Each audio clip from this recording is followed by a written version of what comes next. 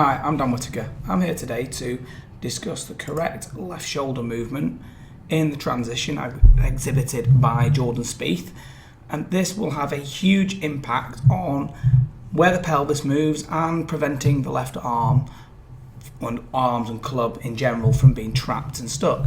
Now what we'll see is from the top of the backswing right here, where we're just going to just pause Jordan right now. Okay, what he tends to do is we tend to see this left shoulder actually moving downwards in this direction from Jordan. Now this is very different to what a lot of people think needs to happen.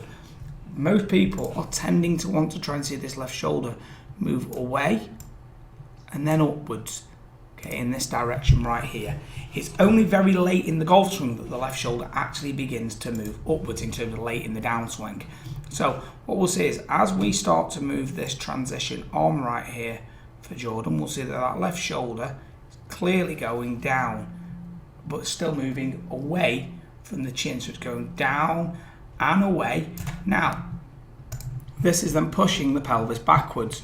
Okay, so we can see as we continue to move this on, those arms get very forwards, and now, only now when the club shaft was getting parallel to the floor right here, okay, the shoulders now level to the ground, and then they begin to move upwards, okay, through impact. The left shoulder going up, the right shoulder going downwards. Now we'll have to take a look at this from down.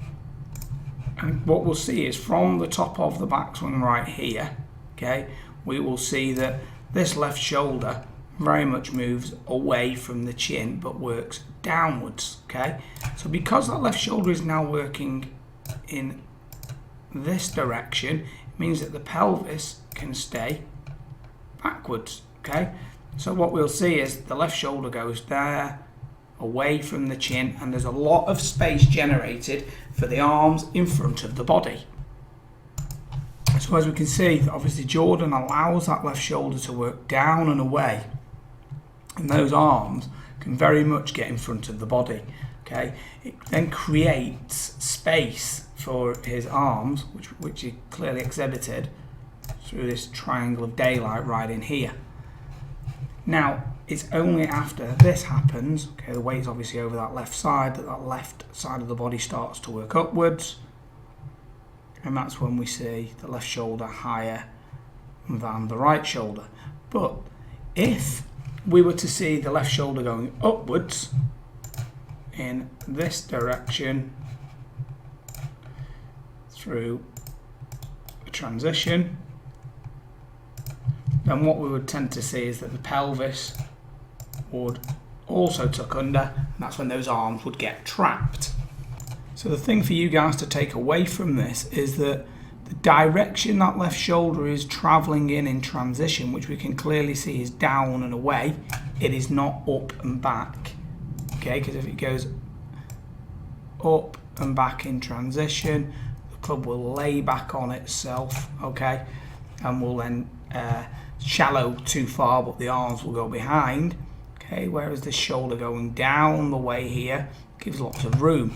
Okay, but we could clearly see that this move is not a steepening move, because if we take a look at where Jordan's shaft is at the top from down the line, right here, we will notice that it drops down in this direction in the transition. Let's just actually draw that in correctly right here. So we can see there's the golf shaft position. Here's how it's going to drop in this direction right here. So we will now see that club shaft is shallowed, but that shoulder has gone down. So you can clearly see that you can stay in your posture, get the shoulder away, get the arms in front without losing posture, without early extending, and the direction that left shoulder moves is a key component to his consistency. It gives him lots of space, lots of room through the golf ball. Really why he's one of the most consistent players out there. It's one of the key moves in his game that I believe that you can all start to incorporate into your swing to help you generate more space for the club to deliver with lots of space in